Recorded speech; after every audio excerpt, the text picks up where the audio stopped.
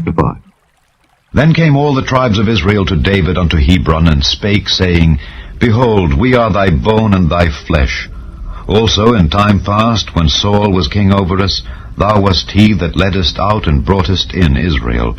And the Lord said to thee, Thou shalt feed my people Israel, and thou shalt be a captain over Israel.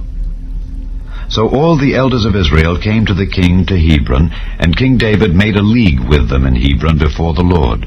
And they anointed David king over Israel. David was 30 years old when he began to reign, and he reigned 40 years. In Hebron he reigned over Judah 7 years and 6 months. And in Jerusalem he reigned 33 years over all Israel and Judah. And the king and his men went to Jerusalem unto the Jebusites, the inhabitants of the land, which spake unto David, saying, Except thou take away the blind and the lame, thou shalt not come in hither, thinking, David cannot come in hither. Nevertheless David took the stronghold of Zion, the same is the city of David.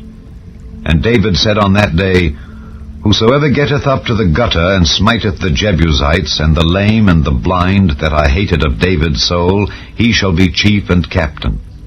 Wherefore they said, The blind and the lame shall not come into the house. So David dwelt in the fort, and called it the city of David.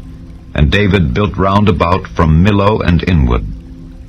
And David went on and grew great, and the Lord God of hosts was with him.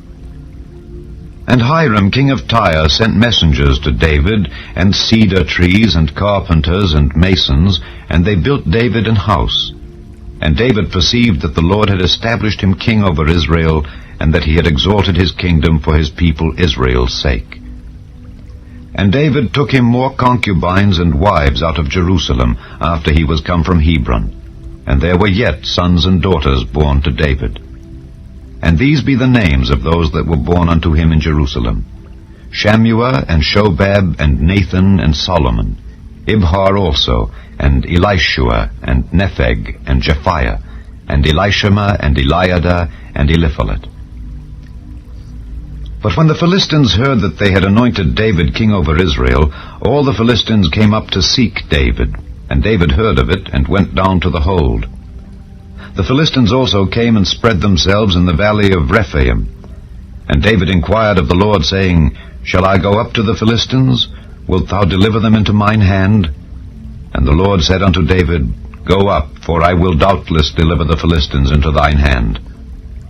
And David came to Baal Perazim, and David smote them there, and said, The Lord hath broken forth upon mine enemies before me as the breach of waters. Therefore he called the name of that place Baal Perazim. And there they left their images, and David and his men burned them. And the Philistines came up yet again, and spread themselves in the valley of Rephaim. And when David inquired of the Lord, he said, Thou shalt not go up, but fetch a compass behind them, and come upon them over against the mulberry trees.